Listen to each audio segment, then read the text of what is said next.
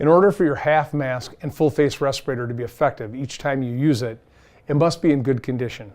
Following these 3 steps will lengthen the useful life of your respirator and make sure it properly filters air as it's designed. The 3 steps to keeping your respirator in good condition are inspection, cleaning, and storage. The first step. Inspection should be performed before each use and during cleaning. Follow these steps to thoroughly inspect your respirator. Check the straps for tears and be sure the elastic isn't too loose. Inspect the face seal. Look for dirt, cracks, or tears, and make sure it is still pliable. If you have a full face respirator, check the lens for cracks or other damage. Check the tightness of any connections and look for any other worn, damaged, or missing parts, such as exhalation or inhalation valves. Replace any parts if necessary. Make sure to use only NIOSH-approved parts for that specific respirator.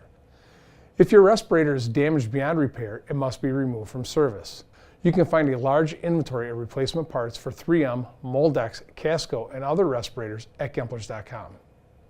The next step is cleaning. Respirators must be cleaned in accordance with OSHA's cleaning procedures.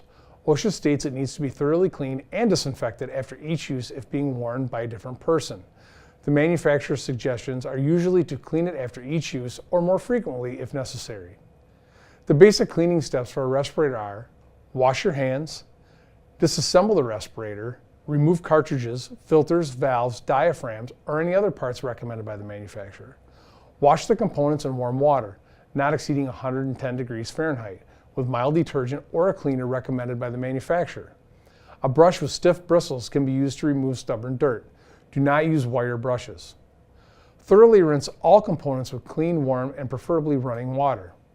If the cleaner used does not contain a disinfecting agent, then the components should be immersed for 2 minutes in a hypochlorite, iodine, or equally effective disinfectant solution recommended by the manufacturer. The components should again be thoroughly rinsed with clean, warm, and preferably running water.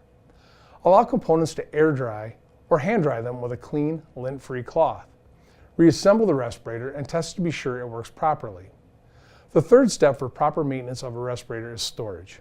Dust, sunlight, humidity, extreme temperatures, and chemicals may all damage respirators. Follow these guidelines for best results. Store respirators in a cool, dry place out of sunlight and away from chemicals.